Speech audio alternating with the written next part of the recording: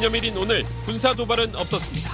미국이 유엔 안보리에 모레 대북 제재 결의안 표결을 요구한 만큼 북한이 표결 결과를 지켜본 뒤 행동에 나설 것으로 관측됩니다. 문재인 대통령이 사드 배치와 관련한 대국민 메시지를 내놓았습니다. 국민의 생명과 안전을 지키기 위해 현 상황에서 할 수 있는 최선의 조치였다며 국민의 양해를 구했습니다. 사드 배치에 대해 막말 사설을 쓴 중국 관영 환구신보가 우리 정부의 항의를 받고 사설을 삭제했다가 제목만 바꾸어 다시 게재했습니다. 기사에서도 사드 배치에 대한 공격을 이어갔습니다. 중국발 초미세먼지가 날아오면서 오늘 서울의 초미세먼지 농도가 평소의 2배를 넘었습니다. 내일도 서울과 경기, 충청의 미세먼지 농도가 나쁨 수준을 보일 것으로 예보됐습니다. 남편에게 폭행당하던 아내가 건물 아래로 떨어져 숨진 사건에 대해 법원이 남편에게 사망 책임을 묻지 않았습니다. 검찰은 즉각 항소했습니다. 멕시코에서 발생한 강진으로 사망자가 60명을 넘어섰고 여진도 이어지고 있습니다. 멕시코에서 기상 관측이 시작된 이후 100년 동안 발생한 지진 가운데 위력이 가장 강한 것으로 기록됐습니다. 국회 의사 일정을 거부하고 있는 자유한국당이 서울 도심에서 대규모 장외투쟁 집회를 열고 정부와 여당을 강하게 비판했습니다. 당 내부에선 출구 전략을 고민해야 한다는 목소리가 나오고 있습니다.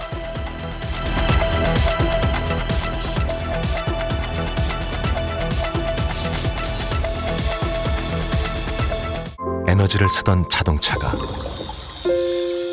수소로 에너지를 만드는 시대로 현대자동차.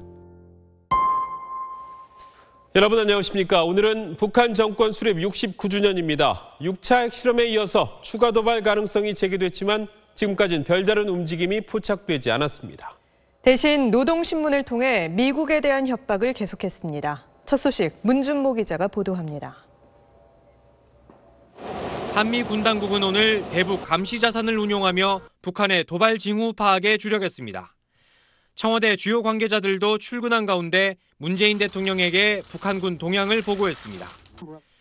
북한은 지난해 9월 9일 5차 핵실험을 실시하는 등 정권 수립일을 전후해 군사적 도발을 감행해왔습니다.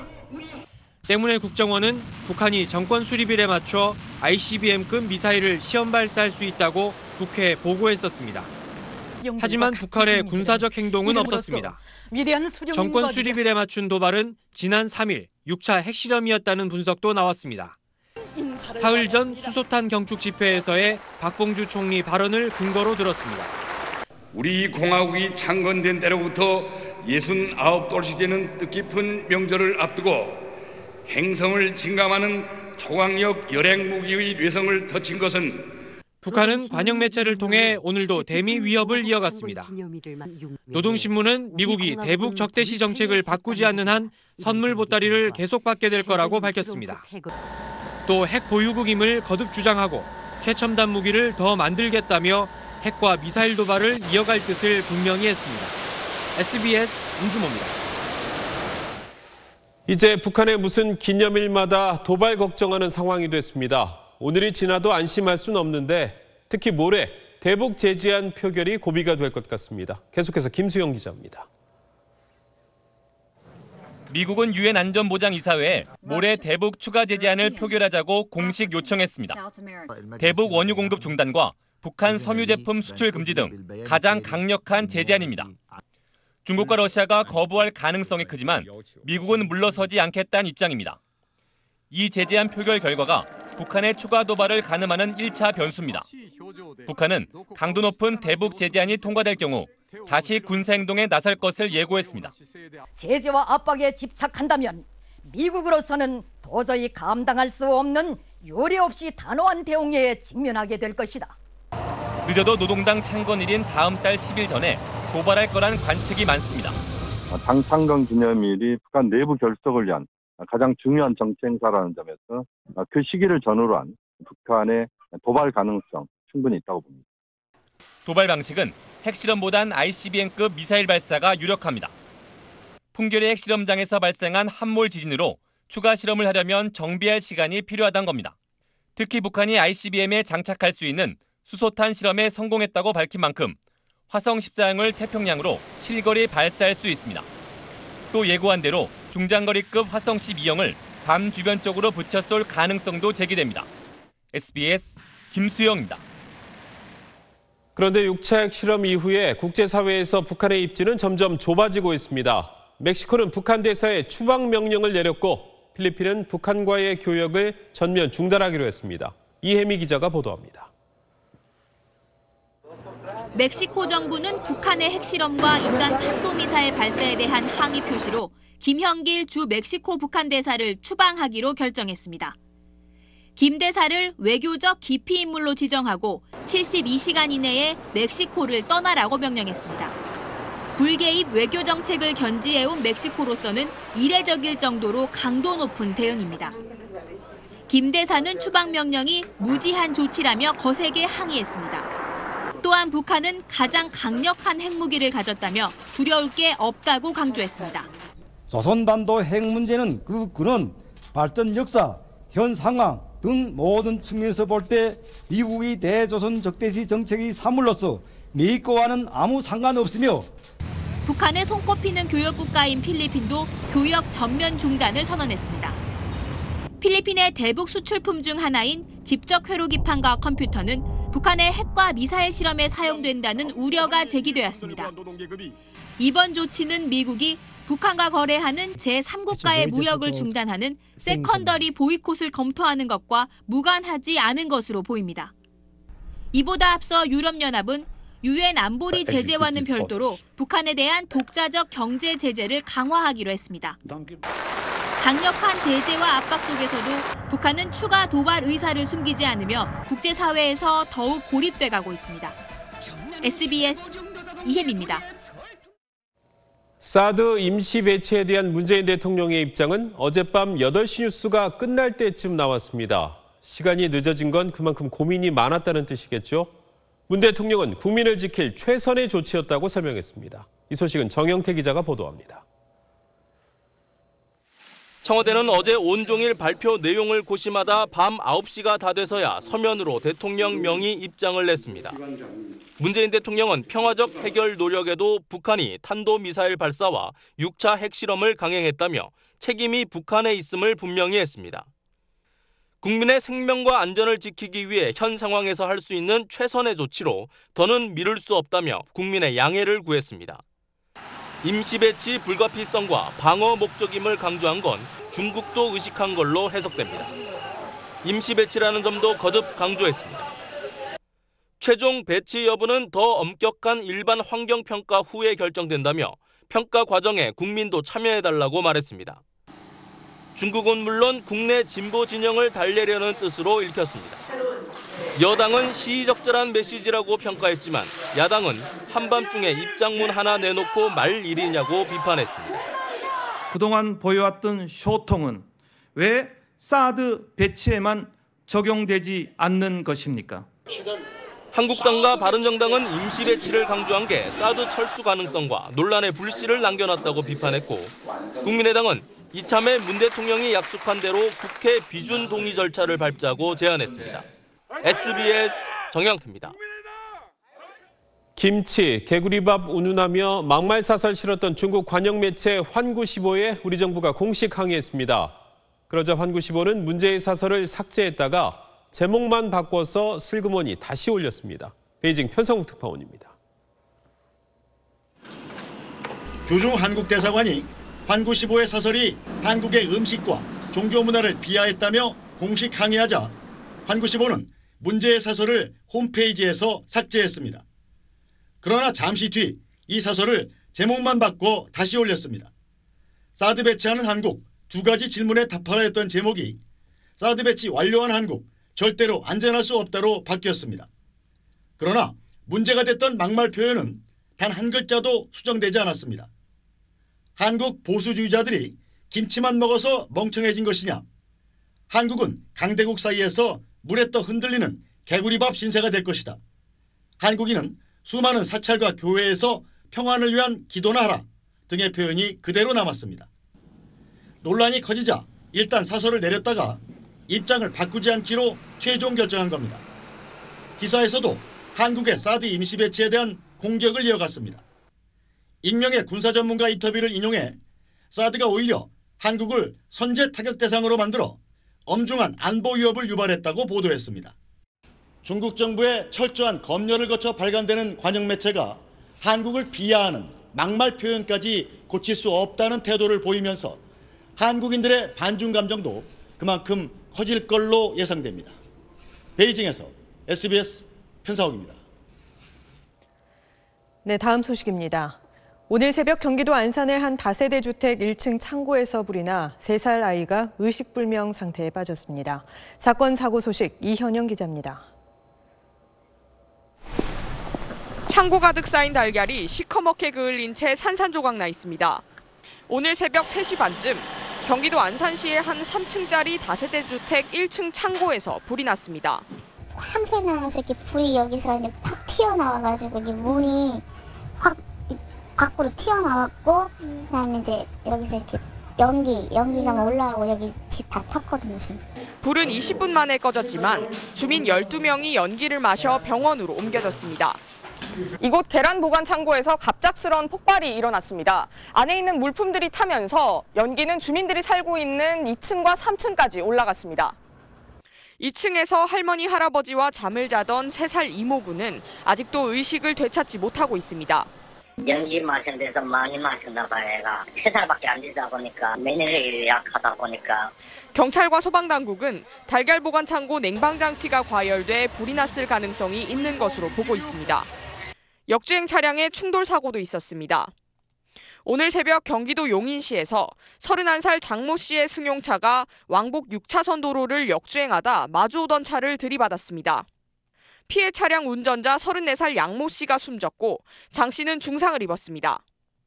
경찰은 장 씨의 음주운전 여부를 확인하고 있습니다. SBS 이현영입니다.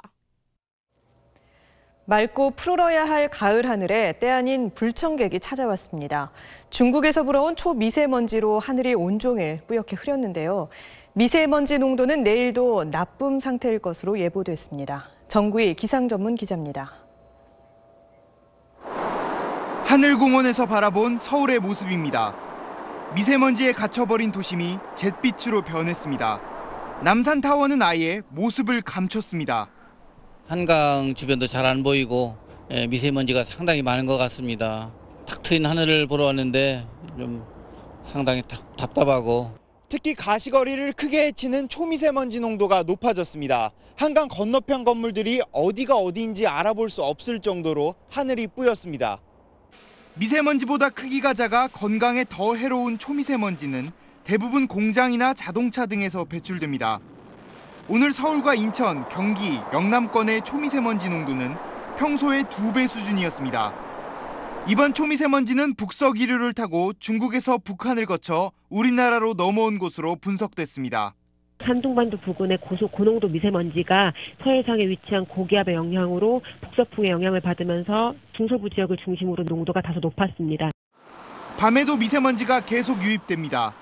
국립환경과학원은 내일까지 서울과 경기, 충청의 미세먼지 농도가 나쁨 수준을 보일 것으로 예보했습니다. 미세먼지는 내일 밤부터 월요일에 전국적인 비가 내리면서 해소될 전망입니다. SBS 정구희입니다. 남편에게 폭행당하던 아내가 화장실에 피해 있다가 창문 밖으로 떨어져 숨졌다면 이 남편에게 사망에 대한 책임이 있을까요? 법원은 어떻게 판단했는지 이성훈 기자가 보도합니다. 지난해 9월 49살 A씨는 집에서 아내 42살 B씨를 마구 때렸습니다. 만나지 않겠다던 내연남과 아내가 또 만났다는 얘기에 격분한 겁니다. 아내는 코가 골절되고 두피와 눈에 상처를 입었습니다. 폭행 직후 아내는 화장실로 들어갔고 4층 창문에서 떨어져 숨졌습니다. 검찰은 남편이 아내를 사망에 이르게 했다고 보고 상해치사 혐의를 적용했습니다. 남편이 잠긴 화장실 문을 열기 위해 문을 부수는 등 생명에 위협을 가해 탈출을 시도하다 추락했다는 겁니다. 하지만 법원의 생각은 달랐습니다. 제출된 증거만으론 폭행과 사망 사이의 인과관계가 충분히 증명됐다고 보기 어렵다며 사망 책임을 묻지 않았습니다. 생명의 위협을 느낄 만한 폭행은 없었다고 보이고 화장실로 급히 도망갔다는 증거도 없고 스스로 목숨을 끊었을 가능성도 있다는 겁니다.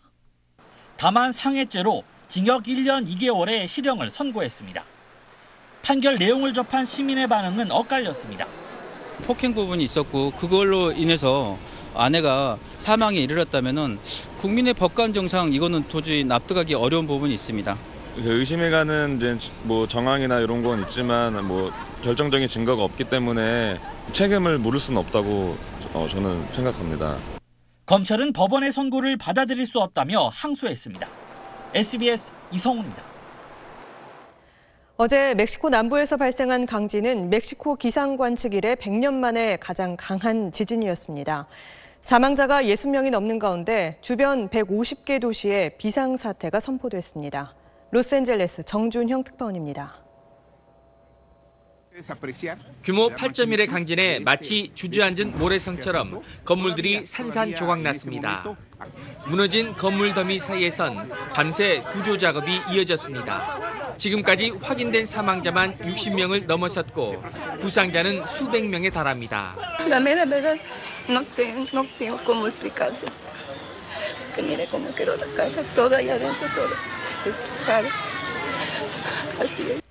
이번 지진은 멕시코에서 기상관측이 시작된 지난 100년 이래 발생한 가장 강력한 지진으로 기록됐습니다. 멕시코 정부는 지진 발생 주변 지역 150여 개 도시에 비상사태를 선포한 상태입니다. 문제는 여진입니다.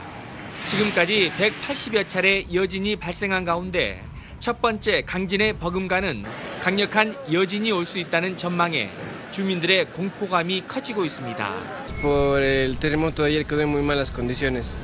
Lastimosamente, pues hasta llegar a hacer un arreglo nos da miedo de las réplicas y que por las malas condiciones nos llegue a pasar algo. 서부 태평양 연안에서 발생한 지진에 이어 엎친 데 덮친 격으로 반대편인 멕시코만에서 발생한 허리케인 카티아도 현지 시간으로 어젯밤 멕시코 동부 해안에 상륙했습니다. 지진과 허리케인으로 인한 피해가 커질 경우 멕시코가 국가적 비상사태에 빠질 수 있다는 우려도 나오고 있습니다. 로스앤젤레스에서 SBS 정준영입니다. 그런가 하면 초대형 허리케인 어마가 바짝 다가오면서 미국은 말 그대로 폭풍 전야를 맞고 있습니다. 강제 대피 명령을 받은 주민들이 몰리면서 고속도로는 주차장으로 변했습니다. 뉴욕에서 최대식 특파원입니다. 역사상 두 번째로 강하다는 평가를 받는 허리케인 어마가 휩쓸고 간 카리브해 휴양지입니다. 시속 300km에 육박하는 강풍에 건물들이 무너져 내려 섬 전체가 잔해로 가득합니다.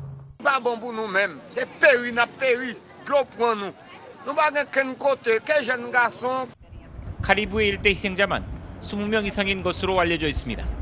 하지만 정확한 피해 규모는 확인조차 되지 않고 있습니다. 쿠바 등을 거치면서 최고 등급인 5등급에서 4등급으로 다소 주춤해지긴 했지만 어마가 빠르면 내일 낮 미국에 상륙할 것으로 알려지자 플로리다는 공포에 휩싸였습니다.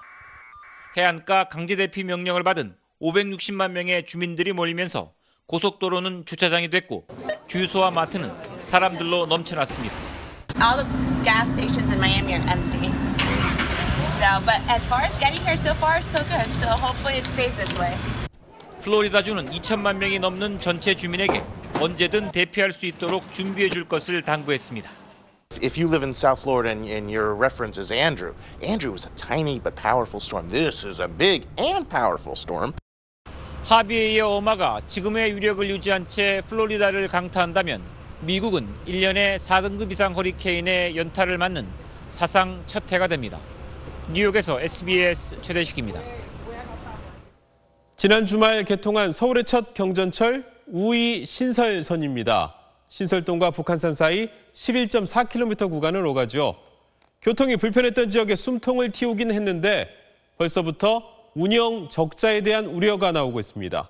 왜 그런지 임태우 기자가 경전철을 타봤습니다. 북한산으로 향하는 우이 신설선입니다. 평일 낮인데도 빈자리가 없습니다. 어머님께서는 어디로 가시려고 지금 이걸 타세요? 우이동요. 그 친구가 있어가지고. 이 지하철이 없으면 어떻게 가셨어요? 그 전에는? 그때는 153번 타고 한성 또 하고 그랬어요. 그런데 개통 일주일 만에 적자로 운영난을 겪는 건 아닌지 우려가 나오고 있습니다. 평일 무임승차 비율이 평균 30%, 주말엔 40%에 육박했기 때문입니다. 기존 지하철의 2배가 넘습니다. 노선이 지나는 지역에 고령층 거주 비율이 높은 데다 북한산을 찾는 경로 우대 승객이 많기 때문입니다. 버스로만 가던 데가 이제 전철이 나왔으니까 우리는 노인네도 돈 안 들이고 갔잖아. 이건 차비 안 드니까. 2009년 착공한 우이신설선은 2014년 개통 목표였지만 사업성이 없다는 이유로 3년이나 미뤄졌습니다. 현재 하루 평균 이용객은 5만여 명, 예상 이용객의 절반 수준입니다. 무임승차 비율도 예상치를 웃도는 것으로 알려졌습니다. 좌석에 앉은 분들이 한 50% 이상은 노인일 거예요, 지금. 그러니까 40% 소리가 나죠.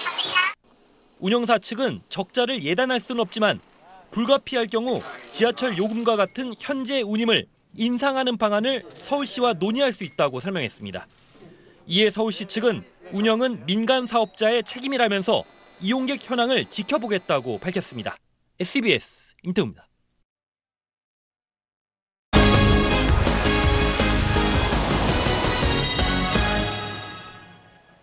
손으로 쥐는 힘, 흔히 악력이라고 하죠. 악력은 쉽고 빠르게 근육의 강도를 측정할 수 있는 방법인데 이 악력으로 노인의 건강 평가는 물론이고 치매 가능성까지 어느 정도 예측할 수 있다고 합니다. 건강라이프 남주현 기자입니다. 70대 노인들에게 음료수를 권했더니 어렵지 않게 뚜껑을 돌려 땁니다. 그렇다면 악력은 얼마나 되는지 측정해봤습니다. 70대 여성 2명은 악력이 20kg 이상이었지만 한 명은 평균 19.8kg이었습니다. 악력이 20kg을 넘지 못하면 건강에 문제가 있을 수 있습니다. 뭘 하다가 이 손도 떨릴 때도 있고 그걸 해야 된다 싶은데도 잊어보고. 악력이 남성은 40kg, 여성은 30kg 이상이면 건강한 것으로 평가됩니다. 반면 남성이 30, 여성이 20kg이 되지 않으면 정밀 검사가 필요한 수준으로 봅니다. 국내 한 대학병원이 65세 이상 환자들의 악력을 측정했더니 남자는 평균 20.1kg, 여자는 17.6kg으로 나타났습니다. 악력이 급격하게 줄면 인지 기능도 떨어질 위험이 큰데요. 스웨덴 옌셰핑 대학이 20년 동안 700명을 추적 관찰했더니 65세 이상 노인의 경우 악력이 급격하게 줄게 되면 언어 능력, 기억력 같은 인지 기능도 떨어진 것으로 나타났습니다. 근력이 약해지기 시작하면서 인지기능 장애가 생길 수도 있고 인지기능이 떨어지면 움직임도 떨어지게 되고 그러면 당연히 활동이 줄어들면서 근육량이 감소하거든요. 악력이 5kg 감소하면 사망률은 16%, 심혈관 질환 사망률은 17% 높아진다는 연구 결과도 있습니다. 노년에도 어느 정도 근육의 양과 강도를 유지해야만 건강을 지킬 수 있습니다. SBS 남주현입니다.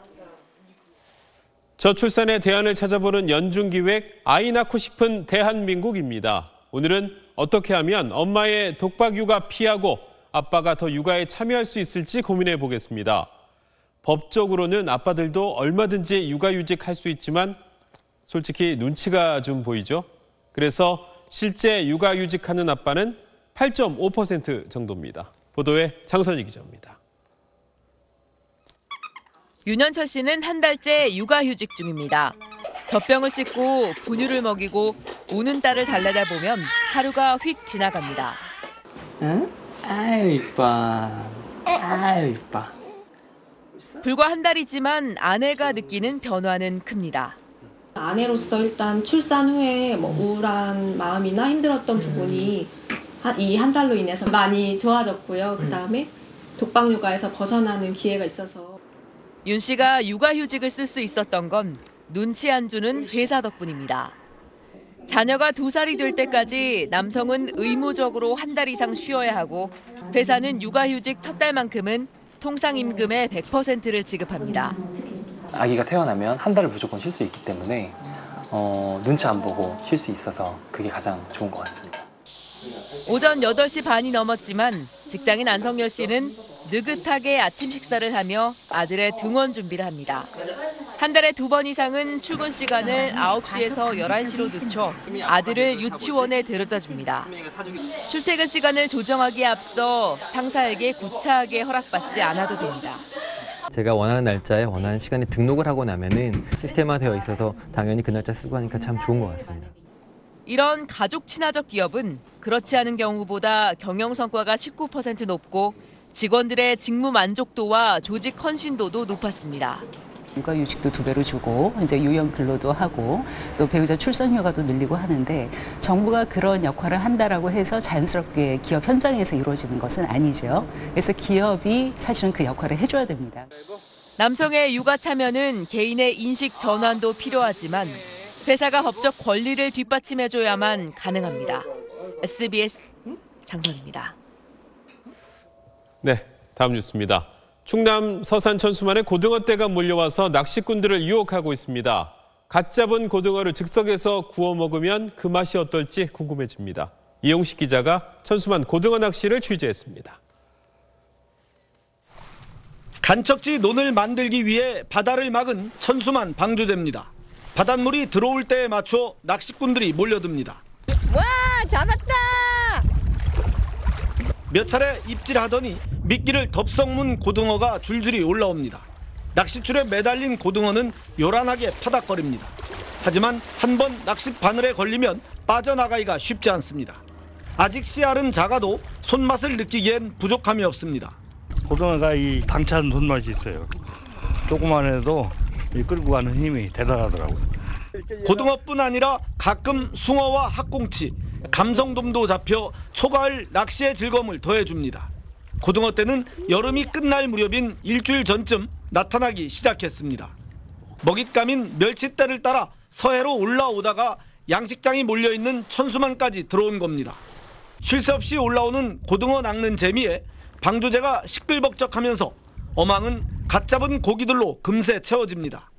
갓 잡은 고등어를 즉석에서 구워 먹는 것도 천수만 낚시의 색다른 재미입니다. 집에서 먹는 거랑 완전 달라요. 저 낚시 오늘 처음인데 너무 재밌어요. 천수만 고등어 낚시는 가을이 무르익는 11월 초까지 이어집니다. SBS 이용식입니다. 국회의 의사 일정을 거부하고 있는 자유한국당이 대규모 장외투쟁 집회를 열고 정부와 여당을 강하게 비판했습니다. 사실상 국회 보이콧도 철회하기로 했는데 모레 확정할 방침입니다. 전병남 기자입니다. 자유한국당은 당원과 지지자 수만 명이 참석한 가운데 서울 도심에서 장외 집회를 열어 정부와 여당을 규탄했습니다. 더불어민주당이 언론장악 문건을 만들어 공영방송을 장악하려 한다며 국정조사를 추진하겠다고 밝혔습니다. 국정조사를 해보고 누가 그래 시켜서 했느냐. 해보고 시킨 사람은 그냥 안 둘 겁니다. 또 생존을 위해 전술핵 배치가 필요하다며 이를 위한 1000만 명 서명운동을 벌이기로 했습니다. 민주당은 국정농단 세력을 지키려던 태극기 집회가 연상된다고 비판했습니다. 방송개혁을 막아서고 서명운동을 통해 국민을 핵공포로 몰아넣겠다는 것입니다. 국민의당과 바른정당도 명분 없는 직무유기를 멈추고 국회로 돌아오라고 촉구했습니다. 한국당은 집회를 마친 뒤 최고위원회의를 열어 사실상 국회 보이콧을 철회하기로 했습니다. 최종 결정은 모레 의원총회를 열어 확정할 방침입니다.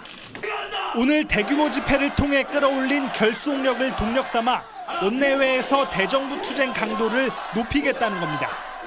국정조사 추진을 위해선 원내 복귀가 불가피하고 다음 주 인사청문회와 대정부 질문을 통해 정부를 견제할 기회를 놓치지 않겠다는 판단으로 보입니다. SBS 전병남입니다. 10월 1일은 국군의 날이죠. 그런데 이 국군의 날을 9월 17일로 옮기자는 목소리가 국회에서 커지고 있습니다.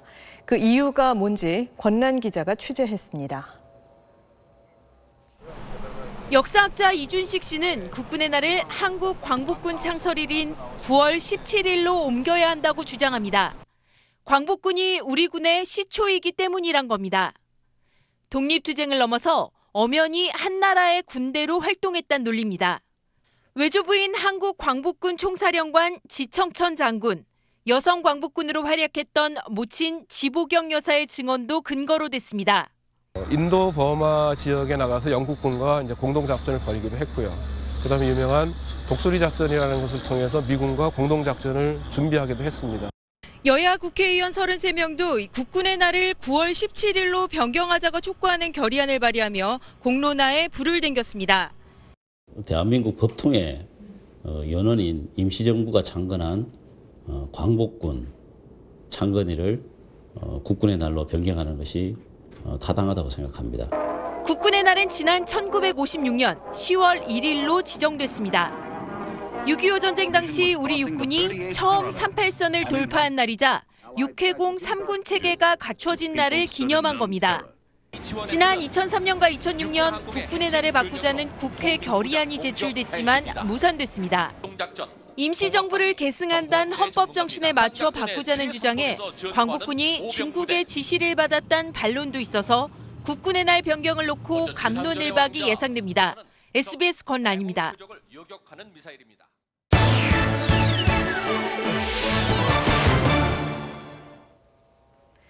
국제유가가 오르면서 국내 기름값도 2달 넘게 오르고 있습니다. 인터넷에선 기름값을 아낄 수 있다는 알뜰주유법 속설들이 다양한데요. 과연 효과가 있을까요? 경제돋보기 송욱 기자가 알아봤습니다. 기름값을 아끼는 주유법 속설 가운데 하나는 천천히 기름을 넣는 게 유증기가 덜 생겨 유리하다는 겁니다. 셀프 주유소에서 기름통에 휘발유 20리터를 고속과 저속으로 주유한 다음 무게 차이를 확인해봤습니다. 기름통 무게를 포함해 모두 14.73kg, 차이가 없었습니다. 또 다른 주유소에선 차이가 났지만 0.01kg에 불과했습니다. 주유기는 주유 속도에 따른 차이가 발생하지 않도록 특수 제작하여 정부의 시험을 거쳐 승인을 받고 있으므로 사용 조건에 따른 주유량에는 큰 차이가 없습니다. 다음은요, 추운 날 주유를 하면 따뜻한 날보다 기름을 더 넣을 수 있다는 속설입니다. 한국석유관리원 실험 결과를 보면요, 온도가 1도씨 오를 때마다 휘발유의 부피는 0.11%씩 팽창하는 만큼 온도가 낮을 때 주유하는 게 더 유리합니다. 차이가 크진 않지만은 반복해서 이른 새벽에 넣게 되면 누적되면서 고연비가 되기 때문에 연료량 분명히 절약할 수가 있습니다. 그리고 자동차 연료통이 거의 비어 있을 때 주유하면 기름이 연료통 바닥에 부딪혀 쉽게 산화나 기화돼서 손해라는 속설도 있는데 사실일까요? 산화 방지제가 있기 때문에 쉽게 산화가 되지 않습니다. 그리고 설령 기화가 돼서 유증기가 발생한다 하더라도 기름 분자의 개수가 변하는 게 아니기 때문에 연료 효율에는 변화가 없습니다. 또 연료를 가득 넣으면 그만큼 무게가 증가해 연비에 악영향을 미치는 만큼 70% 정도만 채우는 것이 좋다고 전문가들은 조언합니다. SBS 송욱입니다. 바쁜 출근 시간엔 1분 1초가 아쉽죠. 뿌리는 스타킹, 씹는 치약처럼 바쁜 시간을 절약해주는 아이디어 상품이 인기를 끌고 있습니다. 정혜경 기자가 취재했습니다. 우리나라 직장인들의 평균 출퇴근 시간은 61.8분. OECD 평균의 배를 훌쩍 뛰어넘는 수준입니다. 교통 정체가 심한 시간에 집을 나섰다간 자칫 지각할까 걱정입니다. 하루 중에 제일 바쁜 시간은 출근 준비할 때 빨리 준비하려고 밥 먹으면서 화장하고 그렇게 해요. 그러다 보니 자투리 시간이라도 아끼려는 아이디어 용품들이 속속 등장하고 있습니다. 간편하게 머리 감은 효과를 낼 수 있는 파우더 형태의 뿌리는 샴푸와 입는 대신 살 위에 뿌리는 스타킹, 이동하면서 사용하는 씹는 칫솔과 치약까지 출시됐습니다. 간편 생활용품을 사용했을 때 출근 준비 시간을 재봤습니다. 머리 감고 말리고 스타킹 챙겨 신는 시간이 줄어들자 집을 나서기까지 걸리는 시간은 평소의 절반으로 뚝 떨어졌습니다. 또 어린이집 보내고 출근 준비하고 제가 또 나가려면 시간이 오래 걸릴 것 같은데 이렇게 간편하게 출근 준비할 수 있는 용품들이 나와서 되게 편리하게 쓸 수 있을 것 같습니다. 간편 생활용품 매출은 지난해보다 최대 900% 이상 늘었습니다. 1분 1초라도 아끼려는 사람들이 많아지면서 시간을 절약할 수 있는 아이디어 생활용품 시장은 계속 커질 전망입니다. SBS 정혜경입니다.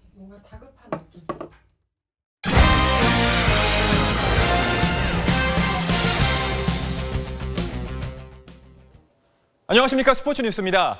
프로야구에서 SK가 치열한 5위 싸움을 펼치고 있는 넥센의 짜릿한 끝내기 승리를 거두고 가을 야구의 희망을 이어갔습니다. 외국인 타자 로맥이 9회 말 끝내기 홈런으로 승리의 주역이 됐습니다. 최희진 기자입니다. 네, SK는 1회 넥센의 외국인 타자 초이스에게 선제 솔로 홈런을 내주고 끌려갔습니다. 넥센 선발 베네켄의 호투에 눌려 침묵하던 SK 타선은 4회 최정의 2루타에 이어 김동엽의 좌전 적시타로 동점을 만들었습니다. 베네켄과 SK 다이아몬드 두 외국인 투수가 삼진쇼를 펼치며 팽팽한 투수전을 이어간 가운데 승부는 두 투수가 내려간 뒤 불펜 싸움에서 갈렸습니다. 9회 말 원아웃에서 SK 외국인 타자 로맥이 넥센 구원투수 한현희를 상대로 왼쪽 담장을 넘어가는 끝내기 솔로 홈런을 터뜨렸습니다. SK는 넥센을 반경기 차로 제치고 6위로 올라섰고 넥센은 4연패에 빠지며 7위로 내려앉았습니다. LG는 두산과 잠실 라이벌전에서 6회 유강남의 결승 솔로 홈런으로 4연승을 달리며 반경기 차 5위를 지켰습니다. 최하위 KT는 6회 이해창의 결승 솔로 홈런에 힘입어 4위 롯데를 3대2로 물리쳤습니다. SBS 최희진입니다.